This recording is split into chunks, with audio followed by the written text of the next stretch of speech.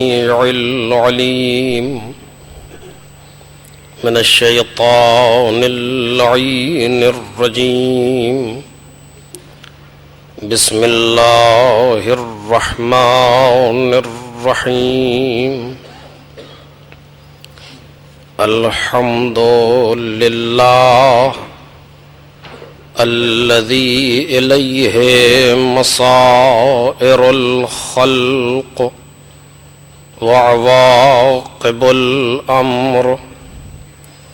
نحمده على عظيم إحسانه ونير برهانه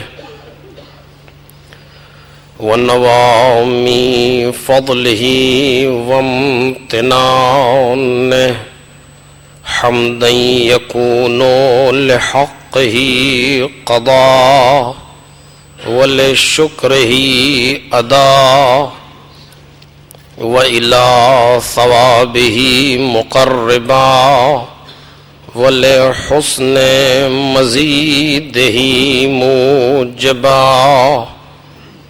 والصلاة والسلام والتحیۃ والإکرام على أمينه وحبيبه وخيرته من خلقه وحافظ سره ومبلغ رسالاته، العبد المرتضى والنبي المجتبى والرسول المصطفى أبي القاسم محمد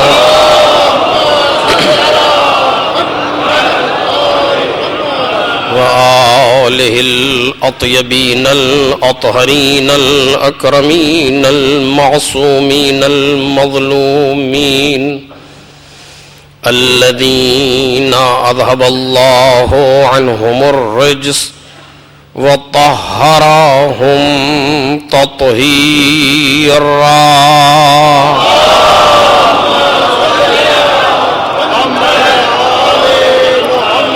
لا سيما ابن الزهراء بقية الله وآيته الكبرى، واللعنة الأبدية على أعدائهم أجمعين.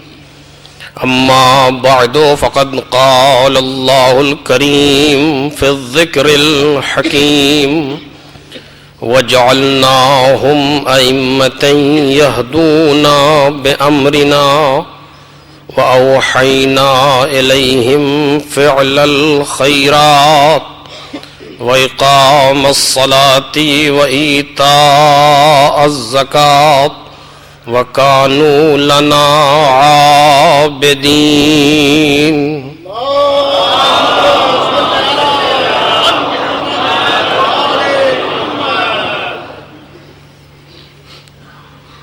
بزرگان محترم اور برادران عزیز،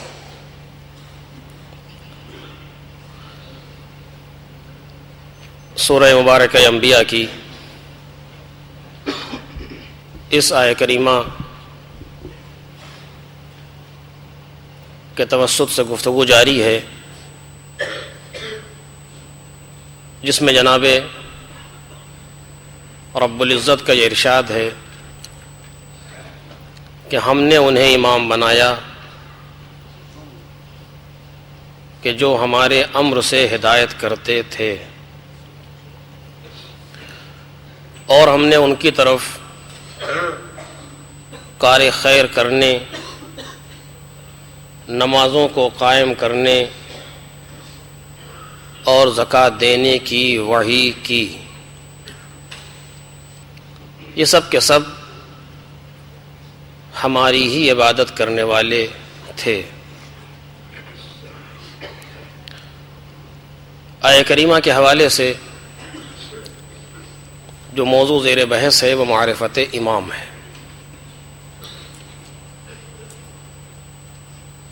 معرفت کے سلسلے سے گفتگو بہت ہے، اور آپ اس سے واقف ہیں. سال گزشتہ بھی کچھ باتیں اس سلسلے سے عرض کی گئی تھیں، اور اس سال آیہ کریمہ میں جو صفات بیان ہوئے ہیں انہی کے اعتبار سے گفتگو ہو رہی ہے. اس سے پہلے کہ بات آگے بڑھے، کچھ لوگوں نے التماس دعا کہا ہے.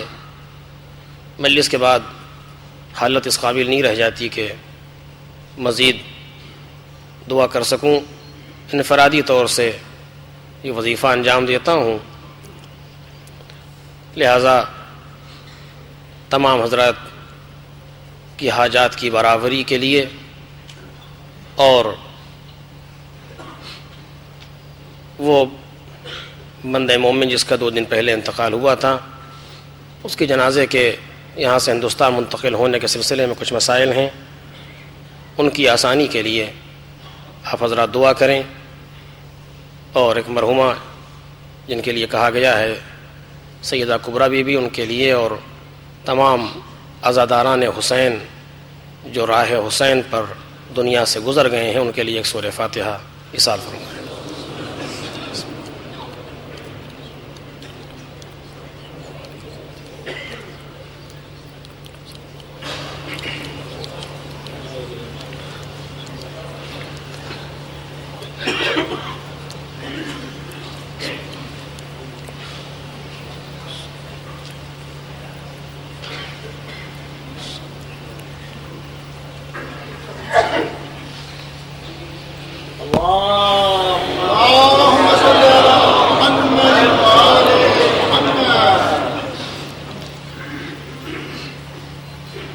معرفت کے سلسلے میں ایک حدیث ہے جس کو مقدمتاً عرض کر کے اپنی بات کو متصل کرنا چاہوں گا. کوشش کی جا رہی ہے کہ معرفت کے فوائد کو مقدمتاً 1-2 جملوں میں روزانہ کچھ نہ کچھ گزارش کیا جائے تاکہ ہم اپنے اندر ان چیزوں پر غور کریں اور اپنے آپ کو معرفت کے آئینے کے سامنے رکھ کر کے دیکھیں کہ ہمارے اندر کتنی معرفت پائی جاتی ہے، اور ہم پروردگار، رسول خدا، ائمہ طاہرین کے سلسلے میں کتنی معرفت رکھتے ہیں. من عرف اللہ وعظمہ منع فاہ من الکلام وبطنہ من الطعام. مجھے پہلے جملے سے آج بحث ہے، باقی بعد میں، کہ جب کوئی پروردگار کو پہچان لیتا ہے اور خدا کی معرفت حاصل کر لیتا ہے اور اس پروردگار کی عظمت اس کے اندر سما جاتی ہے اور اس کو عظیم جانتا ہے، تو پھر اس کا کلام ختم ہو جاتا ہے، گفتگو کم ہو جاتی ہے. یہ ایک جملہ ہے جس پر اگر انسان سوچے گفتگو کرے تو بہت سی چیزیں جو سلسلے میں پائی جاتی ہیں.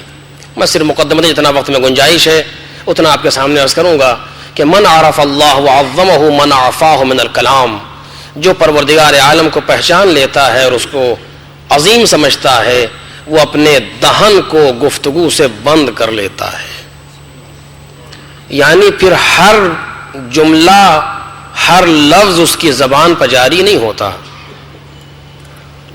علماء اخلاق نے 30-32 گناہ ہیں جو صرف زبان کے بیان کیے ہیں، کہ جن کو انسان زبان کے ذریعے سے انجام دیتا ہے. ایک مستقل موضوع ہے تقریر کا زبان، جس کو مولا کائنات نے علیہ اعلاف التحیت والکرم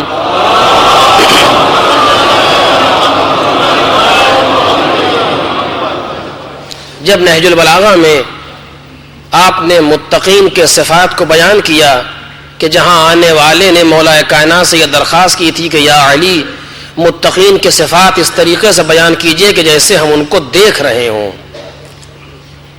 اور پھر ایک پورا خطبہ ہے جس کو نہ اس کا مقدمہ بیان کیا جا سکتا ہے نہ اس کے جملے. اس میں مولا کائنات نے جہاں بیان کیا ہے وہاں پر پہلی فضیلت یہی بیان کی. آپ فرماتے ہیں اما المتقون فیہا ہم اہل الفضائل، متقی زمین پر وہ ہیں جو صاحبان فضیلت ہیں، جن کے ارد گرد فضیلتیں طواف کرتی ہیں، جو برائیوں کے نزدیک نظر نہیں آتے، رذیلتیں کثافتیں جن کے پاس نہیں ہوتی۔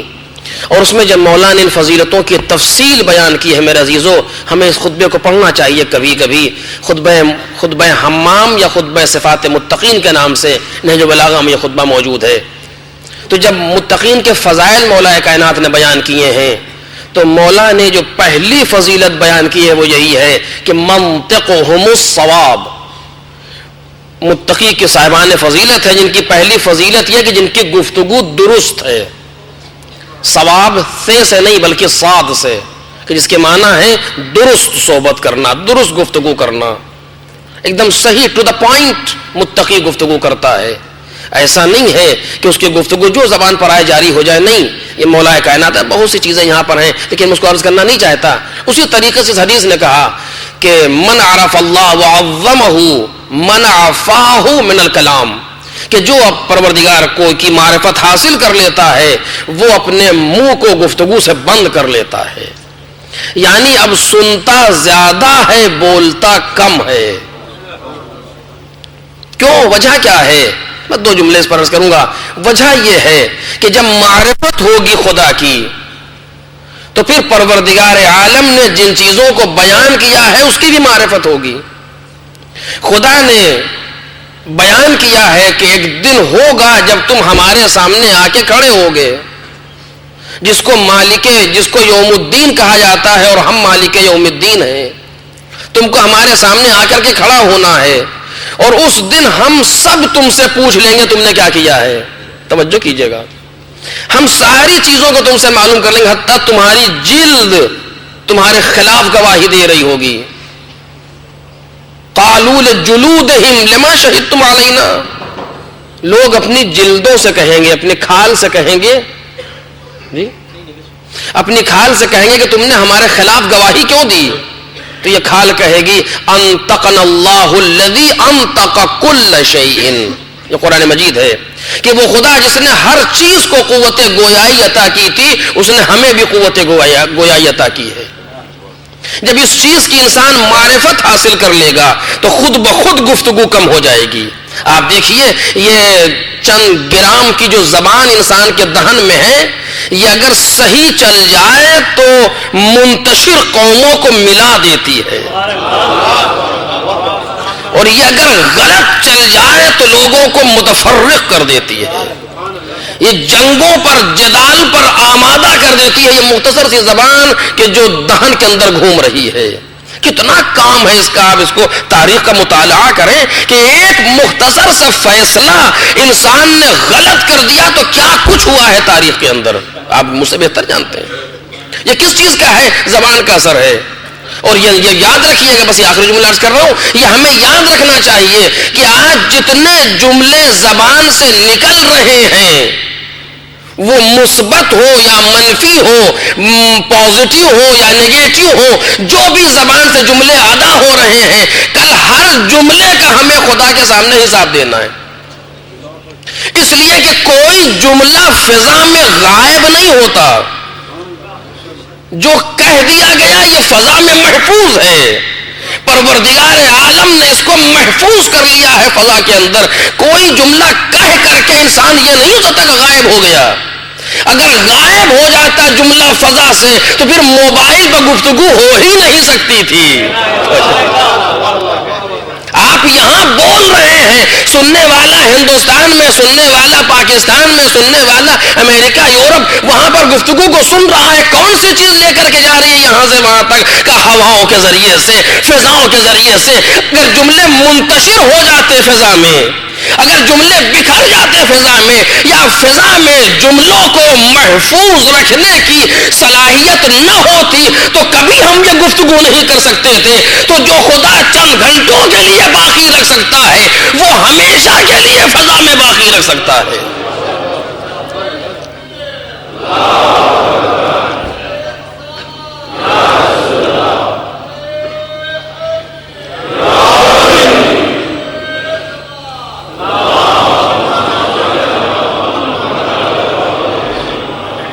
یہ سائنس نے ثابت کر دیا ہے کہ جملے جو انسان نے کہہ دیے یہ فضا میں رہ جاتے ہیں. آپ سے دیکھیے بعض چیزیں ایسی ہیں جس کو اگر ہم محسوس کریں تو بہت سی باتیں ہمارے سامنے آتی ہیں. ہم آپ کو کوئی چھوٹی سی چیز دیں، مثلا ایک بوری میں کچھ ایسی چیزیں جو ہلکی ہوتی ہیں، پر وغیرہ اس طرح کی چیزیں، اور آپ سے کہیں جائیے اس کو چوراہے پر بکھیر دیجئے، تو آپ جا کے بکھیر دیں گے آسانی سے. کوئی مشکل تھوڑی، جھاڑ دیا بوری، سارے پر ادھر سے ادھر چلے گئے. کچھ دیر کے بعد کہا کہ جائیے اس کو جمع کر لائیے. اب کیا ہوگا؟ کیا آپ اس سارے پر کو جمع کر لائیں گے جا کے اس چوراہے پر سے؟ ایک گھنٹے کے بعد کا سوال ہی نہیں پیدا، پتہ نہیں کہاں سے کہاں چلے گئے، کون اسے بنتا پھرے گا اب جا کر کے. یعنی پھیلانا تو آسان تھا، جمع کرنا بہت مشکل ہے اس کو. اب وہ جمع نہیں ہو سکتا. اسی طریقے سے ہمارے جملے ہیں کہ جو ہم کہہ رہے ہیں، پھیل رہے ہیں ادھر سے ادھر، ادھر سے ادھر. ایک جملہ کہا، اس نے اس سے کہا، اس نے اس سے کہا، اس نے اس سے کہا، چلا گیا پھیلتا کہاں سے کہاں تک. اب ممکن نہیں ہے کہ ان کو واپس لے آئے انسان. اب وہ اپنا کام کرتا رہے گا. اگر سب میں قاتل تھا تو وہ قتل کرتا چلا جا رہا ہے جہاں تک جا رہا ہے، اور اگر ہدایت کا جملہ تھا تو وہ ہدایت کرتا چلا جا رہا ہے جہاں تک جا رہا ہے.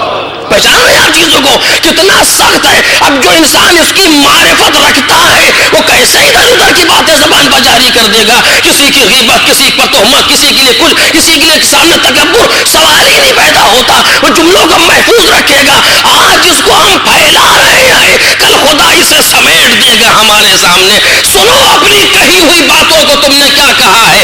جیسے جیسے معرفت بڑھتی جائے گی ویسے ویسے زبان بند ہوتی چلی جائے گی. ہمیں پہچان لینا چاہیے اگر ہماری زبان بلا وجہ چل رہی ہے اس کے معنی ابھی ہمارے اندر معرفت کی کمی ہے. اور اگر واقعا ہم سوچ سمجھ کے اور خدا کو سامنے رکھ کے بول رہے ہیں تو معرفت مکمل ہوتی جا رہی ہے. ایک صلوات پڑھ دیں محمد اور آل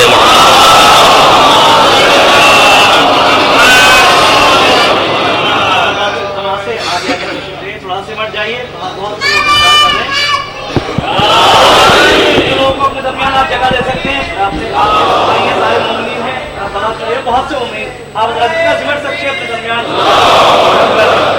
جتنا سمٹ سکتے ہیں سمٹ جائیے. مہربانی آپ آگے آگے آ جائیے، تھوڑا سا آپ تھوڑا سا آگے آگے آئے. کہنے کی ضرورت نہیں ہونی چاہیے. مہربانی، شکریہ، بہت شکریہ.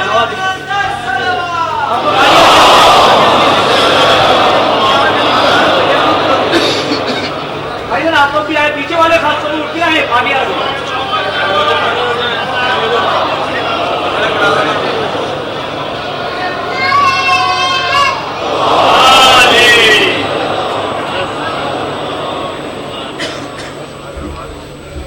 نہیں بھائی بس اس سے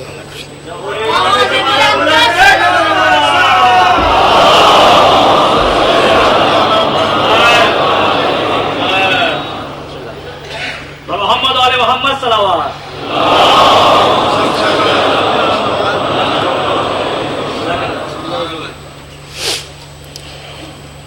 خیر یہ طے ہو گیا کہ روزانہ تک 15-20 منٹ کے بعد یہ بات کہی جائے گی، پھر اس کے بعد لوگ خود بخود آگے پڑھیں گے، کیونکہ مسلسل چند دن سے تو دیکھا ہی جا رہا ہے.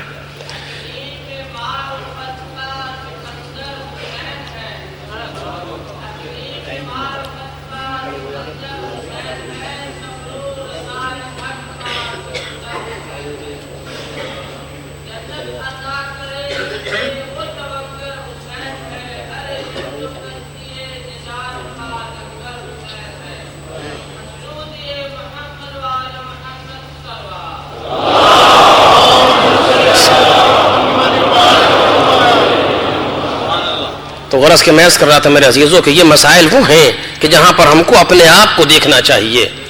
انسان، میں آپ سے نہیں کہہ سکتا کہ آپ کے اندر معرفت کی کمی جو مجھے پتہ ہی نہیں.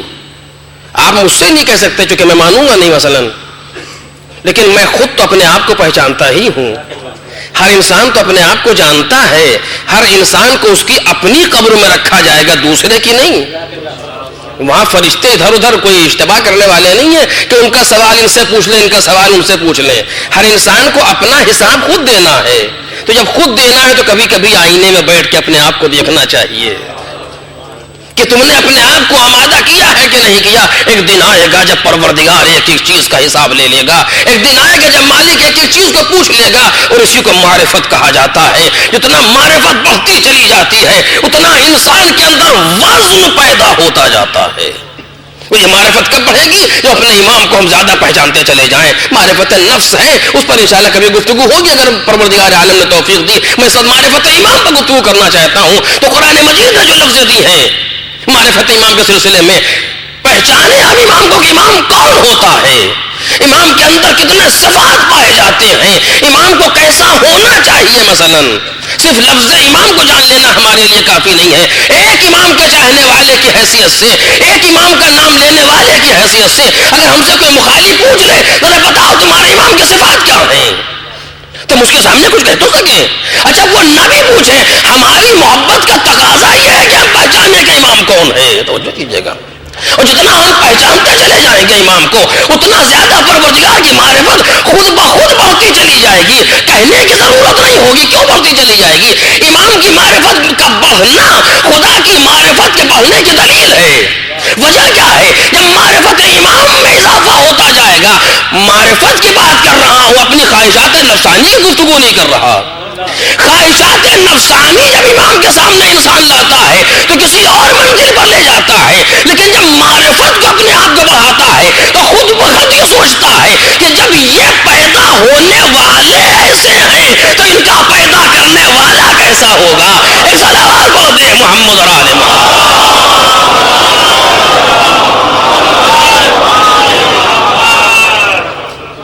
وہ معرفت امام کی, اور جتنی گفتگو میں آپ کے سامنے کروں گا یہ سارے صفات کی گفتگو ہوگی امام علیہ الصلوۃ والسلام کے لیے. وہ صفات کی گفتگو ہے, ان کے کردار کی گفتگو ہے, ان کے سیرت کی گفتگو ہے. ان کی ذات کی معرفت تو ہمارے عقل کے پرے ہے. وہ معرفت بن نورانیہ کہ وہ نوری اعتبار سے کیسی مخلوق ہے اس کو تو ہم آسانی سے سمجھ بھی نہیں سکتے. وہاں تک پہنچنے کے لیے بہت کچھ ہم کو ہمارے لیے درکار ہے کہ حجاب نوری ہٹتے چلے جائیں انسان کے سامنے سے. پہلے ہم اپنے آنکھوں کے سامنے سے یہ حجاب مادی کو ہٹائیں, یہ مادی پردے جو گناہوں کے ہیں پہلے ان کو ہم ختم کریں, ان کو سامنے سے ہٹائیں. پھر خود پروردگار ہمارے دلوں پر سے, ہماری روحوں پر سے حجاب معنوی کو ہٹانا شروع کرے گا. اس وقت انسان سمجھے گا کہ امام کسے کہتے ہیں, امام ہوتا کون ہے, امام کے صفات. میں یہاں پر صرف ایک بات آپ کے سامنے عرض کروں, اب یاد آ گئی ذہن میں ایک بات. ایک شخص تھا معرفت کی منزل پر, ایک شخص تھا نماز شب پڑھ رہا تھا. ہاں مجھے سے لوگوں سے کہنا چاہیے کہ نماز شب پڑھی جاتی ہے اور ہماری اور آپ کے لیے پروردگار عالم نے اس کو تشریح فرمایا ہے. جناب آیت اللہ برجردی علی اللہ مقامہ فرماتے ہیں کہ اگر دنیا چاہیے ہو تب بھی نماز شب پڑھو, آخرت چاہیے ہو تب بھی نماز شب پڑھو. نماز شب وہ اکثیر ہے. اگر نماز شب پڑھنے والا کہے کہ میرا ہاتھ خالی ہے تو جھوٹا ہے. یہ روایت میں آیا کہ اگر مجھے کہے کہ میرا ہاتھ خالی ہے تو جھوٹا ہے, یا نماز نہیں پڑھتا یا پھر ہاتھ خالی نہیں ہے. ایک صلوات پڑھے محمد اور آل محمد.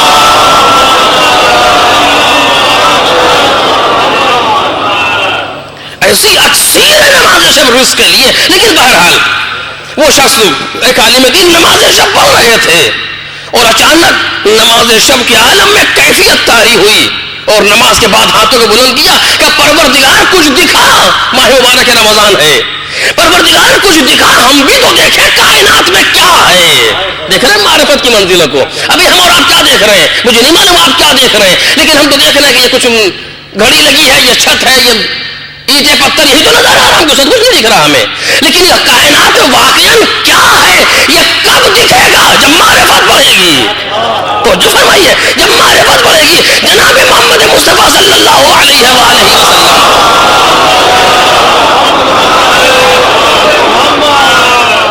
ارشاد فرماتے ہیں, یہ باتیں اور بات کی نہیں کہ میں جلدی سے کہہ دے رہا ہوں. ارشاد فرماتے ہیں کہ غضوا ابصارکم ترون العجائب, اپنی آنکھوں کو بند کرو عجائبات کو دیکھو گے. کیا مطلب ہوا اپنی آنکھوں کے بند کرو؟ آنکھ بند کر کے کچھ دکھے گا نہیں. اس کے معنی یہ ہے گناہوں سے حرام سے اپنی آنکھ کو بند کرو تو خدا تمہارے دل کی آنکھوں کو کھولے گا اور معرفت کی منزل آئے گی کہ انسان دیکھے گا کائنات میں ہے کیا. کبھی ہم کو اور آپ کو بھی دیکھنا چاہیے کہ اس کائنات میں آخر کیا چیزیں پائی جاتی ہیں جو ہم عام طور سے نہیں دیکھ پا رہے ہیں. اسی میں کی ایک مثال جو میں آپ کے سامنے عرض کر رہا تھا, اس عالم دین نے کہا پروردگار اتنے دن سے میں تیری بارگاہ میں سجدہ کر رہا ہوں, کبھی کچھ دکھا تو مجھے. ایک غیب سے ایک ندا آئی دیکھو گے, توجہ کیجیے, غیب سے ایک ندا آئی دیکھو گے. ہم جیسا تو کمرے کے باہر نکلے تھے جنات بول دیا مثلاً. انہوں نے کہا پورے دماغ سے کہ ہاں دیکھیں گے, کہ آسمان کی جانب دیکھو. اور اب جو نظر اٹھائی تو نہ چھت مانے بن رہی ہے نہ کوئی چیز سامنے ہے. یہ کون سی نظر ہے جو دیکھ رہی ہے؟ یہ مادی نظر دیوار کے ادھر نہیں دیکھ سکتی, لیکن نظر معنوی دیکھ سکتی ہے. توجہ کیجیے گا. اب نہ چھت مانے ہے کوئی چیز نہیں, بس جدھر نظر پڑ رہی ہے. اور کان کی معرفت بھی بڑھ چکی ہے, آنکھ کی معرفت بھی بڑھ چکی, کائنات کو دیکھ بھی رہے ہیں اور کائنات میں سن بھی رہے ہیں. جس طرف نظر جاتی ہے ایک ہی نغمہ ہے, پوری کائنات میں جو سنائی دے رہا ہے. دیواروں کی طرف دیکھا, چھت کی طرف دیکھا, زمین کی طرف دیکھا, اپنے چاروں جانب دیکھا, ایک ہی آواز آ رہی ہے. کون سی آواز؟ بے علی بے علی بے علی بے علی.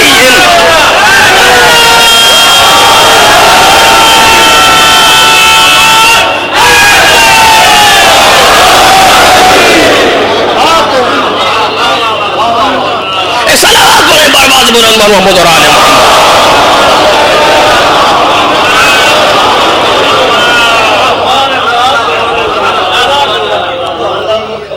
یہ آواز اس وقت وجود میں آئی تھی یا ابھی بھی ہے؟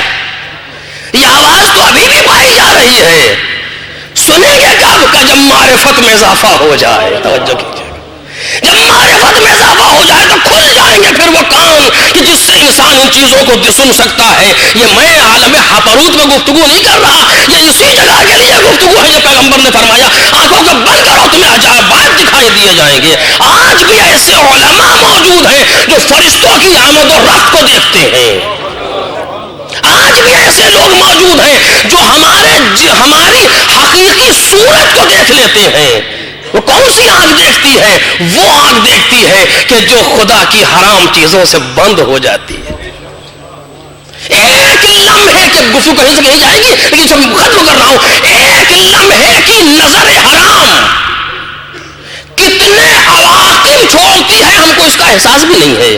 میں اپنے نیز کر رہا ہوں میرے عزیزوں, آپ سب مجھ سے بہتر ہے. ایک نظر حرام کتنی مصیبتوں کو ہمارے لیے لے آتی, ہم کو پتہ بھی نہیں چلتا. پھر انسان کہتا مجھے صاحب دعا کیجیے, رزق میں وسعت نہیں ہو رہی ہے, اور کام یوں ہو رہا ہے, اور یہ ایسے ہو رہا ہے, وہ ایسے ہو رہا ہے, یا ایسے ویسے کچھ نہیں ہوتا. مالک کا منظم پروگرام ہے. ممکن نہیں ہے کہ ڈیلیٹ کا بٹن دباؤ فائل سیو ہو جائے. بٹن دبا دیا ڈیلیٹ کا, پھر کہا مجھ سے دعا کیجیے کہ فائل سیو ہو جائے. سیدھے سے ہو جائے گی. آپ نے اپنے ہاتھ سے اس کو ڈیلیٹ کیا ہے. یہ ایک نظر حرام زندگی پر کتنی مصیبتیں لاتی ہم سوچ نہیں سکتے. ایک نظر حرام, روایات میں آیا جیسے کوئی تیر مار دے امام کو. ایک نظر حرام کی کیفیت یہ ہے. کون سا ایسا انسان ہے یہاں جو بیٹھا ہوا ہے جو اپنے امام کو اذیت دینا چاہے؟ کوئی دینا نہیں چاہتا. کتنی بار دیتے ہیں. کون سی چیز روک لے سکتی ہے ان چیزوں سے؟ معرفت. اگر ہم نے پہچان لیا اپنے امام کو اس حیثیت سے تو خود بخود انسان راہ راست پر آتا چلا جاتا ہے. پھر وہ منزل آتی ہے کہ نہ پوچھے. صلوات پڑھ دے محمد اور آل محمد.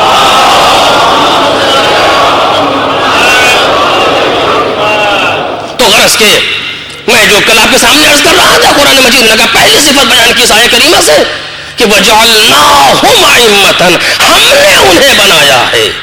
یہ پہلی صفت پروردگار عالم نے بیان کی کہ ہم نے انہیں بنایا ہے. اور جتنے بھی الہی عہدے ہیں سب خدا کے بنائے ہوئے. کسی ایک کو حق نہیں ہے کوئی بنا دے. جو میں کل آپ کے سامنے عرض کر رہا تھا, کوئی نبی نہیں بنا سکتا کچھ ہو جائے, کیونکہ جعل یعنی اعتبار. توجہ کیجیے گا, جعل یعنی اعتبار. جیسے کمپنی میں قانون بنائے جاتے ہیں، اعتبار کر لیا گیا کہ آپ کو 8 بجے آنا ہے تو بس پھر 8 بجے آنا ہے، آپ کہتے ہیں ہم 9 بجے جائیں گے، سوال نہیں پیدا ہوتا. جو اس نے اعتبار کر لیا، جعل کر دیا جس چیز کو، وہ قانون ہے. اسی طرح ملک کے قانون ہے کہ توڑنا اس کو حرام ہے. امام خمینی علی اللہ مقامہ کی نظر میں کسی بھی ملک بولو کافر ملک ہو، ملک کے قانون کو توڑنا حرام ہے، کیوں جعل کی گئی ہے کوئی چیز کسی قانون دان نے. اسی طریقے سے پروردگار عالم جب تک کسی کے لیے نبوت کو جعل نہ کر دے کوئی نبی نہیں بن سکتا. میں نے کل آپ کے سامنے گزارش کی آیات قرآن، کوئی رسول بھی نہیں بن سکتا جب تک خدا جعل نہ کر دے، وہ اعتبار کرے رسالت کا. کوئی خلیفہ بھی نہیں بن سکتا جب تک خدا جعل نہ کر دے، انی جاعل، میں بنانے والا ہوں خلیفہ فی الارض، خلیفہ ہم زمین کا خلیفہ بنانے والے. یہ خلافت، مقام میں خلافت ایک اعتبار ہے، جو اعتبار فقط خدا کی طرف سے ہو سکتا ہے. جب تک خدا اعتبار نہ کرے کوئی بھی خلافت معتبر نہیں ہو سکتی. اسی طریقے سے وزارت ہے اور جانشینی ہے نبی کی، کہ جب تک خدا اعتبار نہ کر لے اس وقت تک یہ مقام معتبر نہیں ہو سکتا. کوئی بنا لے، کتنے ہی لوگ بنا لے، پوری کائنات اس پر سائن کر دے، لیکن وہ شخص کسی نبی کا جانشین نہیں بن سکتا جب تک خدا اس پر امضا نہ کر دے، جب تک خدا کی طرف سے سند نہ لگ جائے اس وقت تک کوئی بھی کسی کو بنا نہیں سکتا. میں نہیں کہہ رہا، قرآن مجید کہہ رہا ہے. آپ نے کل آیتیں سنی ہے، میں ایک بار پھر جلدی سے پڑھ دیتا ہوں. رب اشرح لی صدری ویسر لی امری واحلل عقدۃ من لسانی یفقہوا قولی واجعل لی وزیرا من اہلی. پروردگار میرے اہل میں میرا وزیر بنا دے. ہارون اخی اشدد بہ ازری واشرکہ فی امری. میرے بھائی ہارون کو میرا وزیر بنا دے، اس کے ذریعے سے میری کمر کو مضبوط کر دے، اس کو میرے امر میں شریک کر دے. یہ ساری باتیں جناب موسیٰ نے کہی اور پروردگار نے ساری باتوں کو قبول کر لیا، لیکن موسیٰ خود نہیں بنا سکے. کلیم خدا ہے موسیٰ، کلیم اللہ ہے موسیٰ، صاحب شریعت ہے جناب موسیٰ، اولو العزم پیغمبر ہے جناب موسیٰ، صاحب کتاب ہے جناب موسیٰ، سب کچھ صحیح، لیکن عہدہ الہی کے سامنے اتنا مجبور. میرا سیدھا جملہ بغور کیجیے گا، اتنا سب کچھ عہدے رکھتے ہوئے، کتاب بھی ہے، شریعت بھی ہے، اولو العزم پیغمبر ہونے کا اور ساری چیزیں ہیں، لیکن عہدہ الہی کے سامنے اتنا مجبور کہ ساری صفتوں کو جانتے ہیں کہ ہارون کے اندر ہے. ہارون کوئی غیر بھی نہیں، اپنا بھائی، لیکن بنا نہیں سکتے. توجہ کیجیے گا، بنا نہیں سکتے. کیوں؟ اس لیے کہ وزارت میرے گھر کی چیز نہیں ہے، یہ الہی عہدہ ہے. جس کا عہدہ ہے وہی بنائے گا. ایک بات تو سمجھ میں آئی کہ موسیٰ جیسا نبی بھی اپنا جانشین نہیں بنا سکتا. اب میں آپ کے سامنے حدیث پڑھوں کہ یہ حدیث میں بیان کیا گیا کہ یا علی انت منی بمنزلت ہارون من موسیٰ.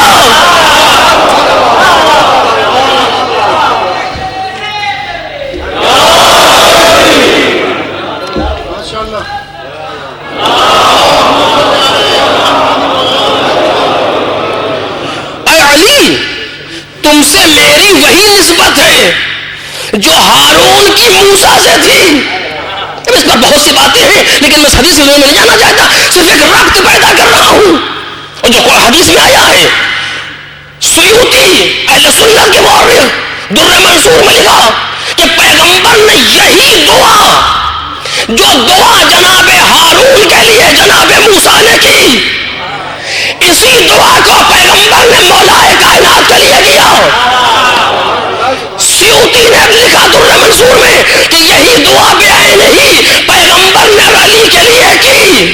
کیوں؟ اس لیے کہ مقام میں خلافت میں مولا کو لانا تھا، مقام میں خلافت میں لانا تھا.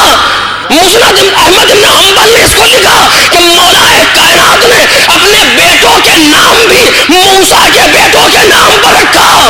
شبر و شبیر یا شبیر، جو حسن و حسین کا ترجمہ ہے. نسبت کو ملاحظہ کریں کہ جناب پیغمبر نے کہا تم کو علی وہی نسبت، یا علی انت منی بمنزلت ہارون من موسیٰ الا انہ لا نبی بعدی. اے علی تم کو مجھ سے وہی نسبت ہے جو ہارون کو موسیٰ سے تھی، صرف فرق اتنا ہے کہ میرے بعد کوئی نبی نہیں آئے گا۔ بھئی نبوت کو ختم کر دیا تو کیا بچا؟ وزارت تو بچی۔ جس طریقے سے ہارون موسیٰ کے وزیر تھے، اسی طریقے سے تم میرے وزیر ہو۔ ایک صلوات پڑھتے ہیں محمد اور آلہ۔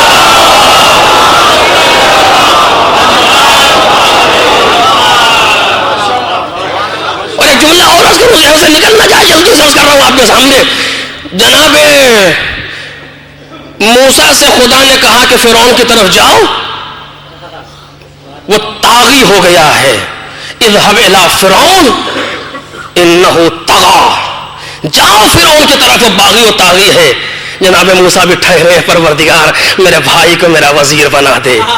اکیلے نہیں جانا چاہتے، کام بہت سخت ہے۔ توجہ کیجیے گا، اللہ سے گزارش کر رہا ہوں، اکیلے نہیں جانا چاہتے، کام بہت سخت ہے، کوئی مددگار چاہیے۔ دعا کر کے منتظر ہیں، جا نہیں رہے۔ تبلیغ رسالت کا مسئلہ ہے فرعون تک۔ اس تبلیغ رسالت میں موسیٰ ٹھہرے کہ پہلے وزیر آ جائے، بھائی موجود ہے۔ شاید میرا مننا میرے بات کو محسوس کر رہا ہوں، بھائی موجود ہے، لیکن موسیٰ جا نہیں رہے۔ تبلیغ کے لیے کیوں؟ اس لیے کہ بھی وزیر چاہیے۔ بھئی اب سمجھے کہ پیغمبر نے 40 سال میں اعلان کیوں کیا۔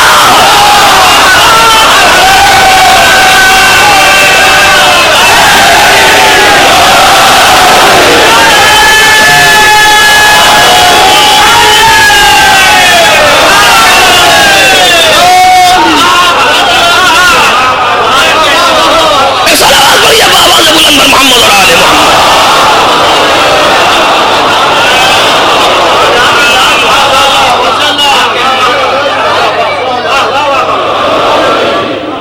وہ کہ جس نے خود کہا کنت نبیا وآدم بین الماء والطین، میں اس وقت نبی تھا جب آدم مٹی اور پانی کے درمیان تھے۔ ابھی آدم کا پیکر گوندا جا رہا تھا، میں نبی تھا اور عہدہ نبوت کا حوالہ دیا۔ پیغمبر یہ نہیں کہہ سکتے تھے کنت موجودا وآدم بین الماء والطین، میں اس وقت موجود تھا جب آدم مٹی اور پانی کے درمیان تھے۔ موجود نہیں، میں اس وقت نبی تھا۔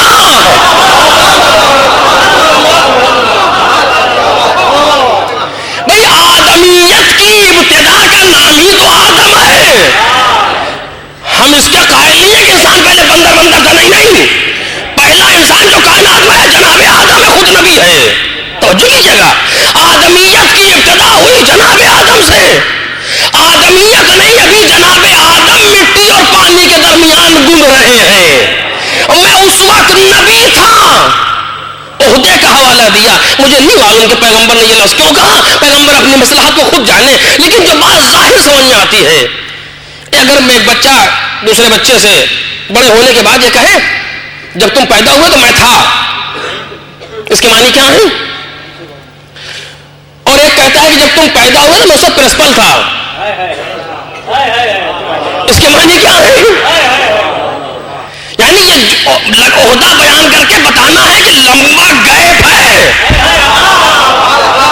بھئی جس نے کہا میں تھا، ممکن ہے کہ 1 سال بڑا ہو، 1 مہینے بڑا ہو، 1 گھنٹے بڑا ہو، لیکن جو کہہ رہا میں پرنسپل تھا، کہ مانے کہ عرصہ لگا ہوگا پرنسپل تک پہنچنے میں، جبکہ یہ مثال کے محقق وہاں کام آنے والی نہیں ہے، وہ تو وجود ہی ان کا عنوان نبی ہے، اس سے مجھے بحث نہیں ہے، لیکن ظاہر سے سمجھانا یہ ہے۔ توجہ کیجیے گا، میں اس وقت نبی تھا جب آدم کا وجود بھی نہیں تھا کائنات کے اندر۔ اب جملہ کہوں آپ کے سامنے، آدم کا وجود نہیں ہے کائنات میں، وہ یہ کہتے ہیں کہ میں نبی تھا۔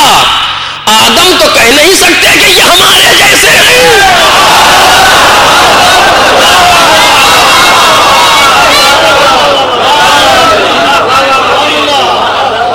آدم تو کہہ نہیں سکتے کہ یہ ہمارے جیسے ہیں۔ آپ تشریف ہی نہیں لائے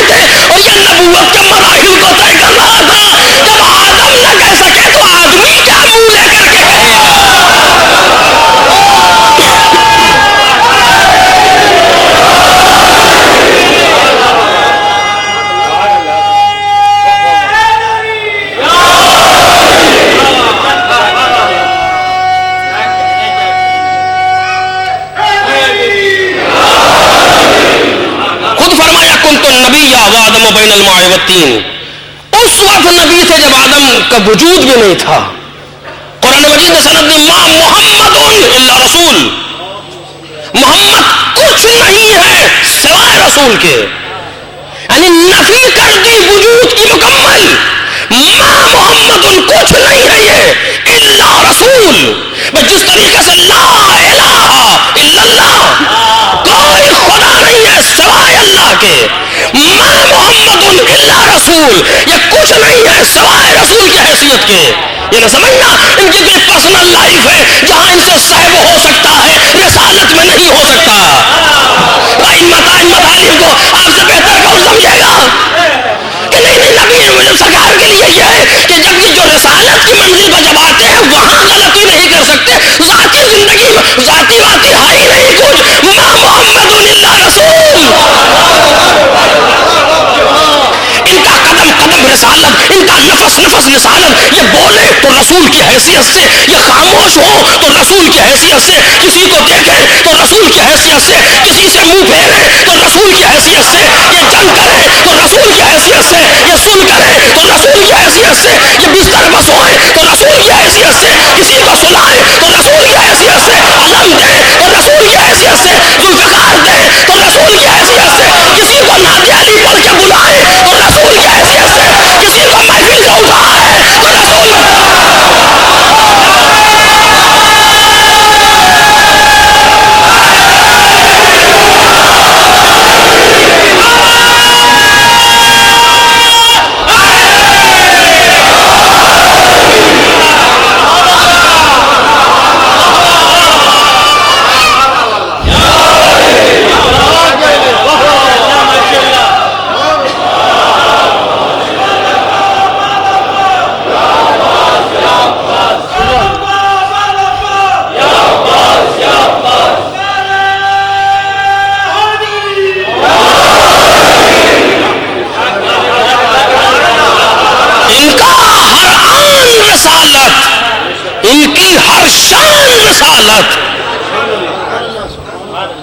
در آل محمد سے پوچھو کہ نبی کیا ہے. یہاں زانو تہ کرو تو سمجھ میں آئے کہ مقام نبوت کسے کہتے ہیں. بہرحال یہ موضوع نہیں ہے میرا, ورنہ میں اور عرض کرتا آپ کے سامنے. تو یہ اس وقت نبی تھے جب آدم مٹی و پانی کے درمیان, ان کا ہر آن ہر لمحہ رسول کی حیثیت سے. پھر یہ 40 سال تک خاموش کیوں ہوں؟ جب پیدا ہوئے تو اعلان رسالت کرتے, عیسیٰ تو کر سکتے, یہ کیوں نہیں کر سکتے؟ توجہ کیجیے گا. جوانی کے منزلوں میں آئے تو اعلان رسالت کریں. نہیں خاموش ہیں. مجھے نہیں معلوم کیوں خاموش ہیں, لیکن شاید کسی کا انتظار ہے. جیسے کہا انت منی بمنزلۃ ہارون من موسیٰ, بھائی موسیٰ کو بھی تو ہارون کا انتظار تھا. تو جب موسیٰ ہارون کا انتظار کر سکتے تو یہ بھی ہارون آل محمد ہے, پیغمبر منتظر ہے. میں اعلان تو کر دیتا, جواب کون دیتا؟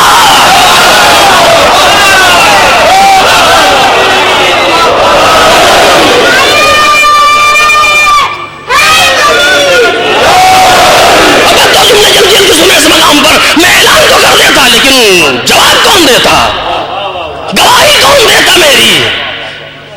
اور آپ نے دیکھ لیا یہی ہوا جو پیغمبر نے بالکل صحیح سوچا تھا اس سلسلے میں کہ کون ہے.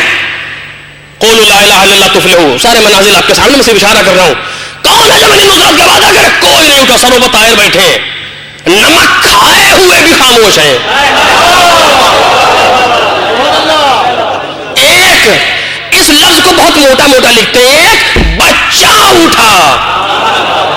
اس بچے ہونے کو بہت مانور دیا جاتا ہے, بہت بڑا. ایک بچہ اٹھا, کم از کم اس بچے میں اتنی سمجھ تو تھی.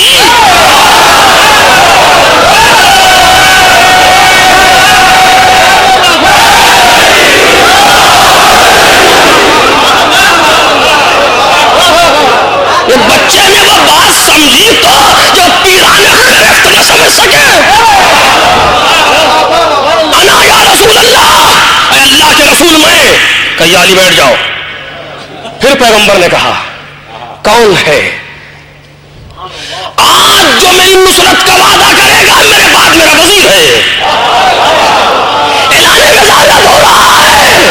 توجہ کیجیے گا. آج جو میرے بعد یعنی جس دن سے اعلان رسالت، پیغمبر نے کیا کہا؟ قولوا لا الہ الا اللہ تفلحوا. اعلان الوہیت ہوا، اعلان توحید ہوا. مولا کائنات نے اٹھ کے کہا انا یا رسول اللہ. اعلان رسالت ہوا. پیغمبر نے اعلان الوہیت کیا، مولا نے کہا انا یا رسول اللہ. انہوں نے اعلان رسالت کیا. انہوں نے پلٹ کے کہا جو نصرت کے وعدہ کرے گا میرے بعد میرا وزیر ہوگا، میرا خلیفہ ہوگا، میرا جانشین ہوگا. پیغمبر نے اعلان رسالت کیا. جس دن سے اعلان توحید، اسی دن سے اعلان رسالت، اسی دن سے اعلان رسالت.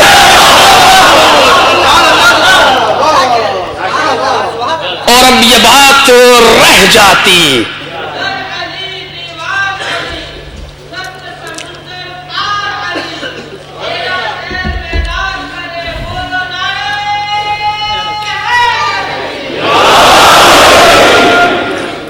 اور یہ بات رہ جاتی.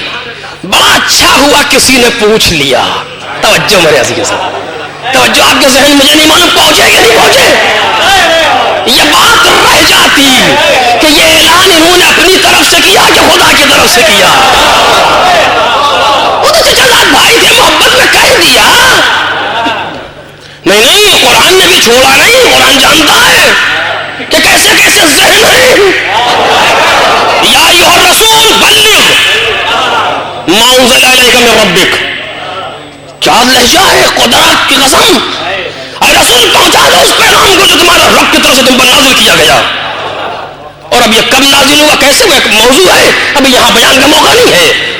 پیغمبر نے سب پورا غدیر کا مجمع بیٹھا ہے میرے سامنے، ساری رودات غدیر کی آپ کے ذہن میں ہے. پیغمبر نے اعلان کر دیا من کنت مولا ہو فہذا علی مولا. جس کا میں مولا ہوں، جس کا اس کے یہ علی مولا ہے. اعلان ہو گیا، بات تمام ہو گئی. لوگوں نے مبارکباد دی. 3 دن تک سلسلہ جاری رہا مبارکباد کا. بخلک بخلک یا ابن ابی طالب اصبحت مولائی و مولا کل مومن و مومنہ. کہا نہیں جاتا ہے مگر کہہ رہے ہیں. مبارکباد دی گئی، ہر انسان نے مبارکباد دی. نہ فقط مبارکباد بیعت کی مولا کائنات کی میدان غدیر میں، حتیٰ خواتین نے بیعت کی مولا کائنات کی. پانی رکھا گیا، علی نے اپنا ہاتھ پانی کے اندر ڈالا، اس کے بعد عورتیں آتی گئی پانی کے اندر ہاتھ ڈالتی گئیں تاکہ بیعت کا اعلان ہوتا چلا جائے. 3 دن تک یہ سلسلہ جاری رہا. پیغمبر مدینے پہنچے. ایک شخص آیا اور اس نے آ کر کے کہا کہ اب یہ میں چونکہ نقل کر رہا ہوں میں اس طرح نہ کہتا، اے محمد صلی اللہ علیہ وسلم،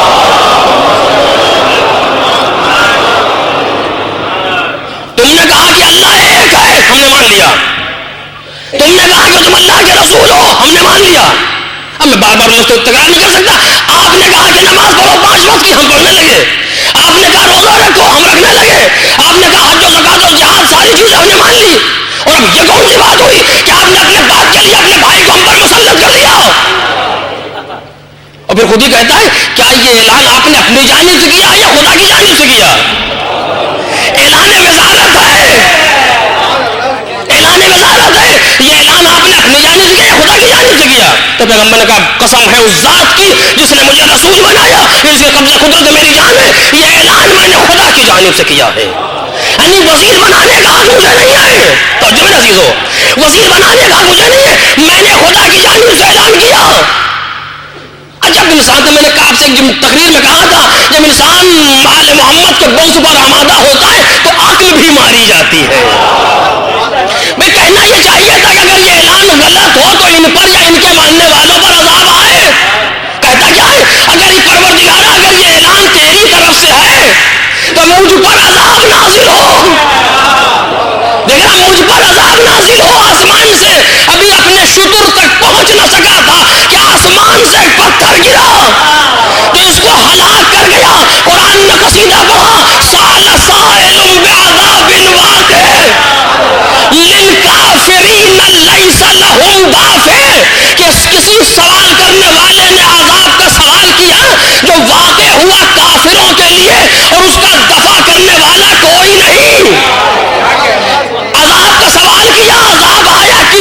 پر کہ یہ خدا کی طرف سے یعنی پیغمبر نے بھی اپنا وزیر جو بنایا اپنی جانب سے نہیں بنایا، چونکہ یہ الہی عہدہ ہے، اسی کو بنانے کا حق ہے.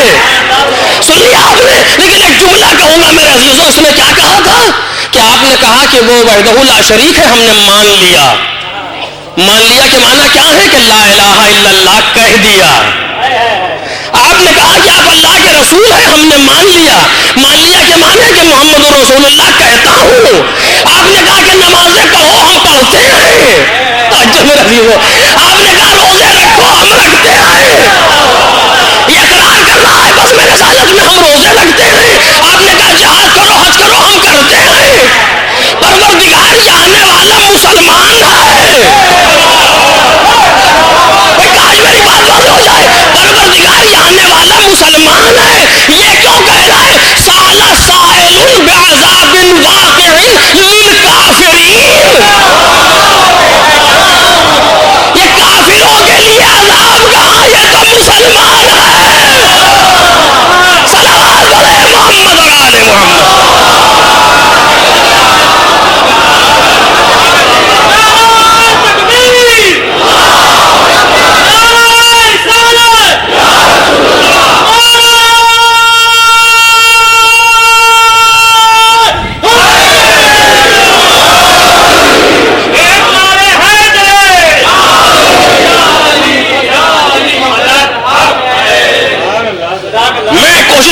تکراری جملوں سے محفوظ رہ کر گفتگو کروں، لیکن پھر بھی یہ سوئی اتنی تیز چلتی ہے میں سمجھ ہی نہیں آتا کہ ہوتا کیا ہے. یہ جب معجزہ ہے ذکر علی کا. غرض کے مقام وزارت بھی پروردگار کی جانب سے، وہ جعل کرتا ہے وزارت کو. جناب موسیٰ نے سوچا وجعلنی وزیرا من اہلی، میرے لیے تو وزیر کو جعل کر دے، یعنی قرار دے دے، یعنی اعتبار کر لے. کیونکہ جب تک تو اعتبار نہ کرے کسی کی وزارت معتبر نہیں ہوتی.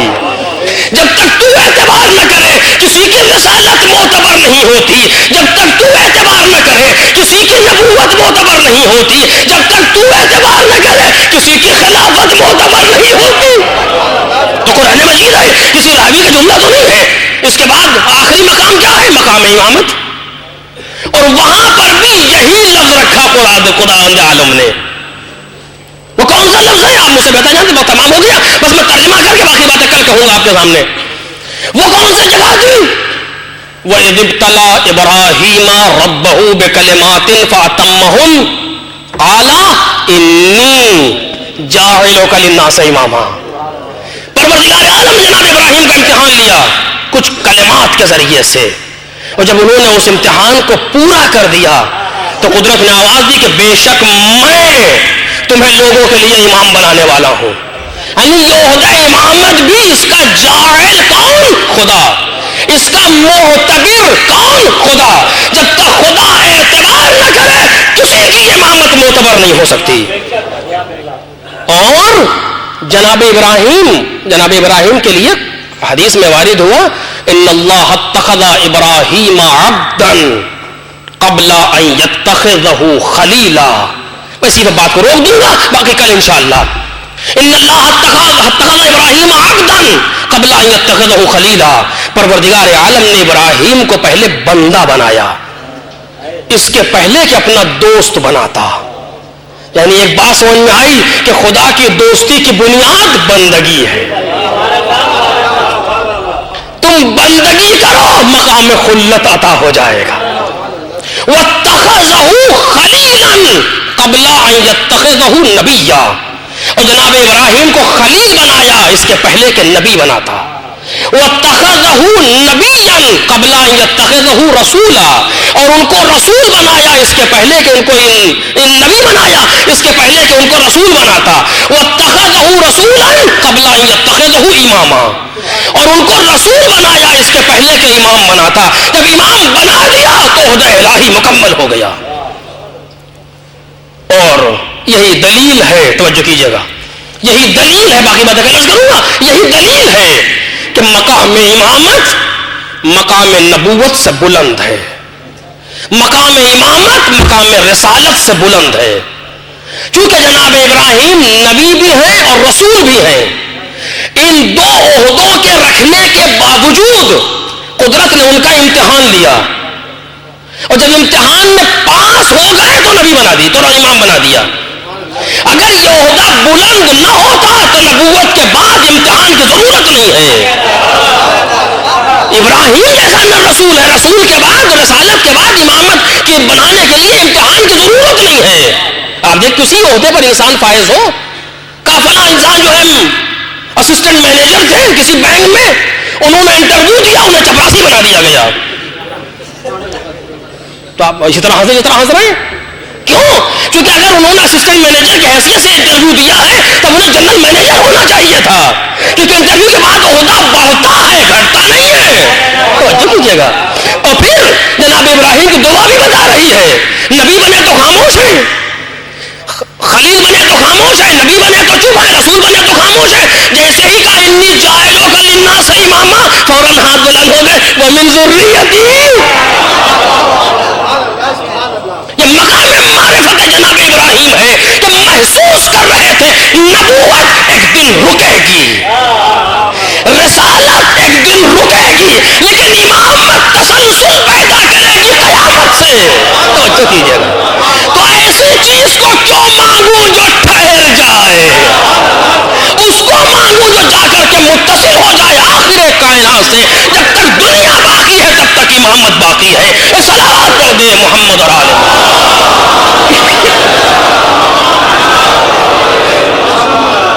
تو یہی وجہ کی قدرت نے آواز دی، یوم ندعو کل اناس بامامہم۔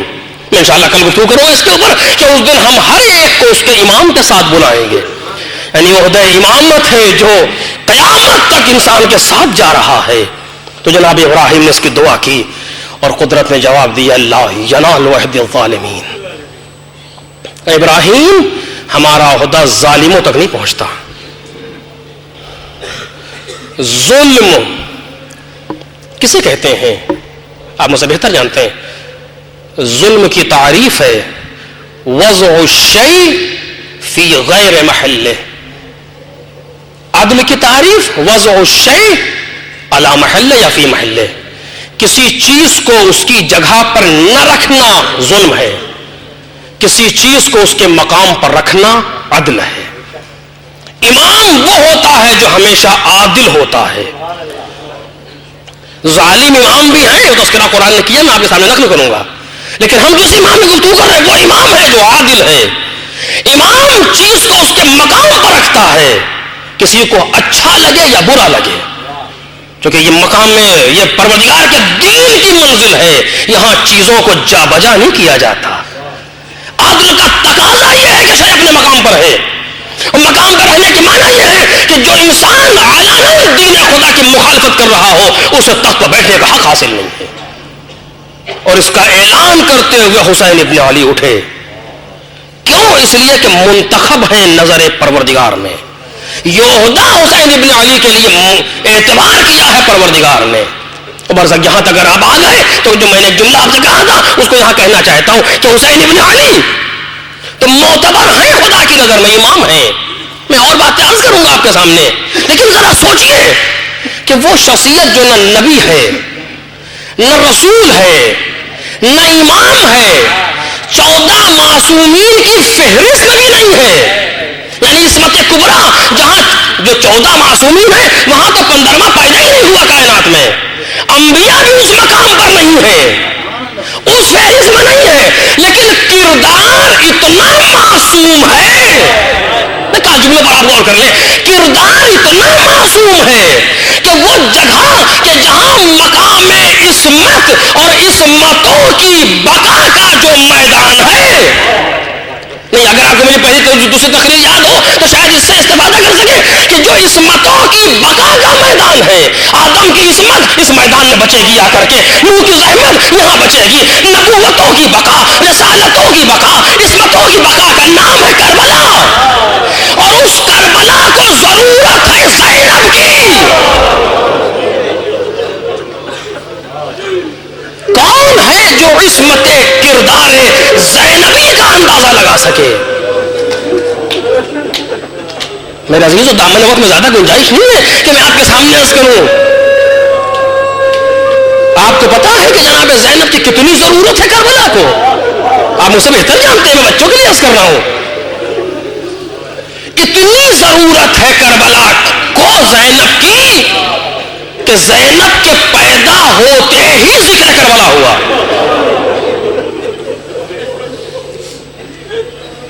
بچی پیدا ہوئی، نانا کی آغوش میں آئی، اپنی پارے جگر کو دیکھا، سینے سے لگایا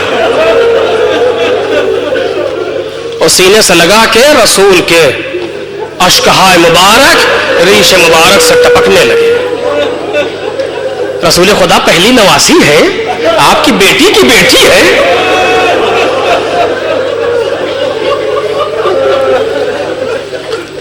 یہ گریے کا سبب کیا ہے؟ کہ جو میری نگاہیں دیکھ رہی ہیں وہ تم نہیں دیکھ رہے. مولا کائنات کو آ کر کے مبارکباد بھی کسی نے، علی بیٹی ہوئی ہے مبارک ہو. علی کی آنکھوں سے آنسو جاری.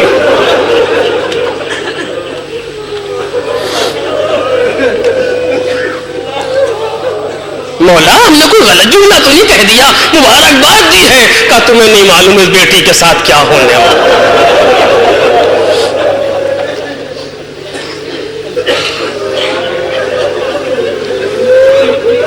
ایک جملہ عرض کروں آپ کے سامنے، محسوس کیجئے گا اس کو. جس طریقے سے امام حسن اور امام حسین کا نام بھی پیغمبر نے نہیں رکھا، نہ جناب سیدہ نے رکھا.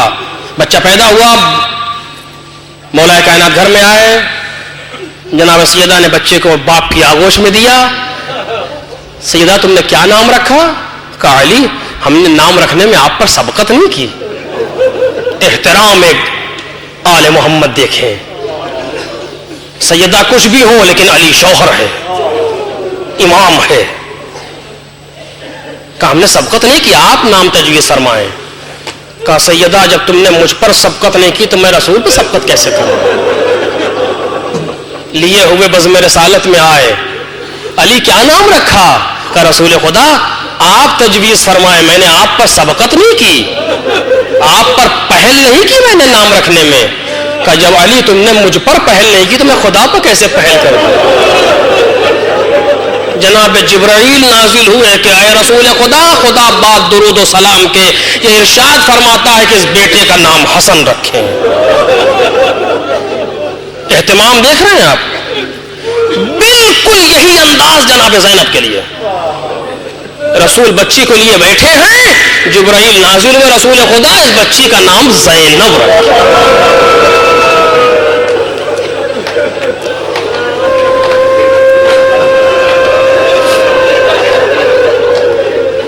ہے جو محسوس کرے جناب زینب کی سیرت و کردار کو، کس منزل پر ہے مقام زینب. یہ بچپنا ہے، یہ بھی ولادت ہے. اس کے بعد کی منزلیں میں تو کہہ چکا، دامن وقت میں گنجائش نہیں ہے. اس کے بعد کی منزلیں آپ کے سامنے ہیں کہ جناب زینب کی سیرت کا عالم کیا ہے. شادی کا وقت آیا، جناب عبداللہ نے پیغام دیا تو مولا کائنات نے کہا عبداللہ پیغام قبول تو ہے لیکن ایک شرط ہے. وہ کیا ہے؟ کہ جب حسین سفر کرے گا تو تم زینب کو روکو.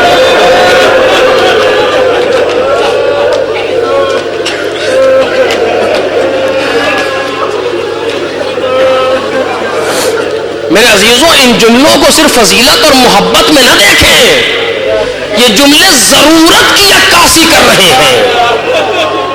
کہ زینب کو روکو گے نہیں، نہ اس لیے کہ زینب حسین کو اتنا چاہتی ہے، یہ سب مسائل دوسرے ہیں. نہیں، زینب کی ضرورت ہے کربلا کو. اگر زینب نہ جائے گی تو کربلا ادھوری رہ جائے گی. کتاب عشق دو بابست کربلا و دمشق، یکی حسین رقم کر دو دیگری زینب. جب جناب زینب بھائی کے سامنے آتی ہے، حسین استقبال کرتے ہیں زینب کا. اس کردار کی، عصمت کی اس منزل پر ترک اولا کا دھبا تو کوئی دکھائے زینب کے دامن پہ. حسین ابن علی مدینے سے سفر کر رہے ہیں. بہن آئی, بھیا آپ جانتے ہیں کہ میں آپ کے بغیر نہیں رہ سکتی. کہ زینب تمہارے شوہر عبداللہ ہیں. حسین سے بہتر کون سمجھائے گا ان مقامات کو. جناب زینب گھر آئیں, جناب عبداللہ مریض ہیں, تاریخ کہتی ہے مریض ہیں, وہ کافی شدید علیل ہیں. جناب زینب آ کے عبداللہ کے سرہانے بیٹھ گئی. علی کی بیٹی ہے مگر زوجہ ہے, شوہر کے مقام کو پہچانتی ہے. آ کے سرہانے بیٹھ گئی جناب زینب سر جھکا کے, کیونکہ عبداللہ کی آنکھ لگی ہوئی ہے. اچانک نہیں معلوم قطرات عاشق کی جناب زینب کے چہرے پہ گرے یا کیا ہوا. عبداللہ نے آنکھیں کھولی, شہزادی کے چہرے کو متغیر پایا. کہتے خیریت تو ہے؟ کہ عبداللہ آپ جانتے ہیں کہ میرا بھائی سفر کر رہا ہے. کہاں بھی مجھے معلوم ہے, لیکن میں اتنا مریض ہوں کہ چلنے کی تاب نہیں ہے حسین کے ساتھ, ورنہ میں خود بھی چلتا اپنے مولا کے ساتھ. اور کہا آپ یہ بھی جانتے ہیں کہ میں بغیر بھائی کے نہیں رہ سکتی. اللہ رے آل محمد کے گھر کا ادب. کہ شہزادی وہ تو آپ کے عقد میں شرط کی تھی آپ کے بابا نے کہ جب آقا حسین سفر کریں گے تو میں آپ کو روکوں گا نہیں. جائیے جائیے, خوشی سے جائیے, میرے دونوں بیٹوں کو ساتھ لیتی جائیے.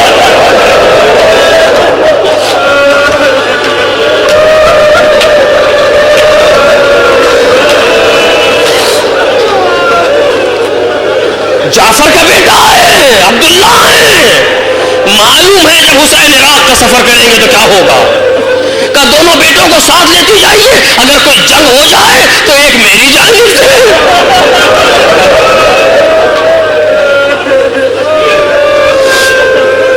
آئی بھیا, میں اجازت لے آئی. چلو زینب, سامان سفر تیار ہو گیا, شہزادی آمادہ ہو گئی. راوی کہتا ہے میں نے سوچا چل کے دیکھوں کہ کیسے حسین سفر کرتے ہیں. میں دیکھ رہا تھا, پورا منظر آپ کے سامنے ہے. اچانک میں نے ایک آواز سنی, مدینے والوں تحت نظر ہٹ جاؤ, تحت نظر ہٹ جاؤ. لوگ گھبرا کے پیچھے ہٹے. میں نے پوچھا یہ کون ہے؟ کہ یہ علی کا بیٹا عباس ہے. کہ ہٹا کیوں رہا ہے لوگوں کو؟ کہ لگتا ہے کہ زینب سوار ہونا چاہتا.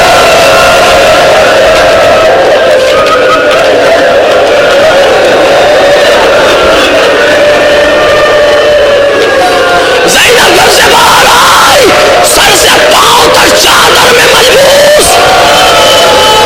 بنی ہاشم نے حصار کیا, عباس نے گھٹنے ٹیکے, اکبر نے سہارا دیا, حسین ابن علی نے استقبال کیا. زینب سوار ہو گئی. یہ قافلہ مدینے سے چل دیا, مکے آئے حسین. 4 شعبان سے 8 ذوالحج تک حسین مکے میں رہے. مکے سے حسین ابن علی نے 8 ذوالحج کو حج کو عمرے سے تبدیل کیا اور کوفے کی طرف گامزن ہوئے. ابن عباس آئے, مولا کیوں عراق کا سفر کر رہے ہیں؟ سارے جملے آپ کے سامنے ہیں. پھر فرماتے ہیں مولا نے کہا ان اللہ شاہ ان یرانی قتیلا, خدا مجھے قتل ہونا دیکھنا چاہتا ہے. کہ مولا پھر ان بیویوں کو کیوں لے جا رہے ہیں؟ پردے سے آواز آئی, ابن عباس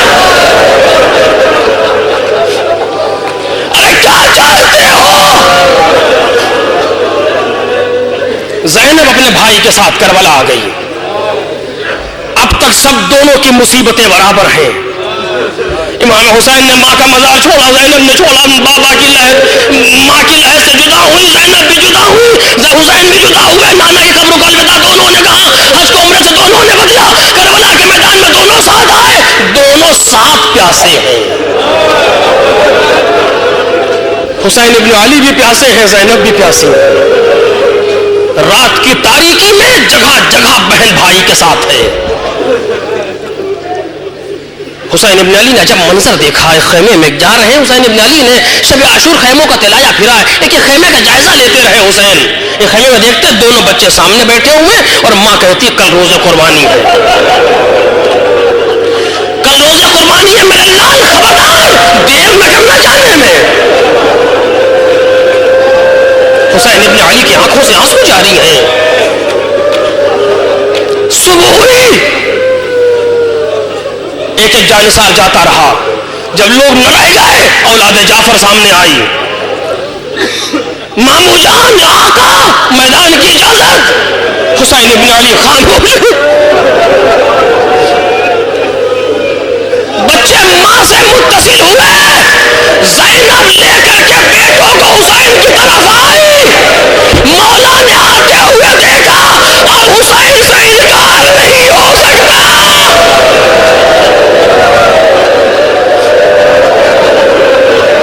کہتے زینب ان کے باپ ان کے والد عبداللہ ہیں. کہا بھیا عبداللہ نے یہ کہہ کے بھیجا تھا اگر جنگ ہو جائے. امام حسین نے سر کو جھکا لیا اور محمد گھوڑے پر سوار ہوئے میدان کا رخ کر رہے ہیں. ساری بیویاں زینب کو دیکھ رہی ہیں.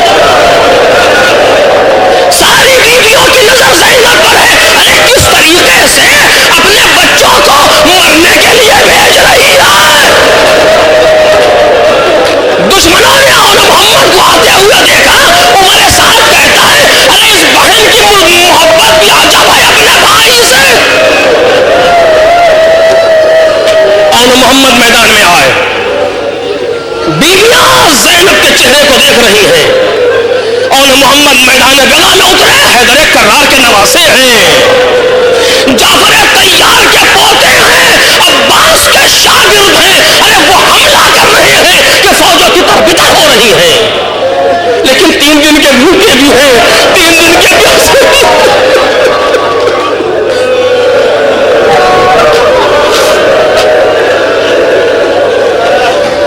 ایسے لڑو گے تو نہیں لڑ سکتے. سب مل کے حملہ کرو.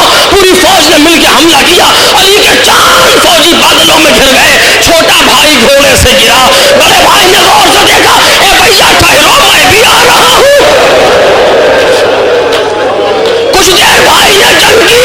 زخموں سے چور ہو کے گھوڑے سے گرا. آواز دی مولا میرا سلام لے. حسین ابن علی میدان کی طرف چلے. آئے تو کیا دیکھا بہن کی آغوش کی کمائی.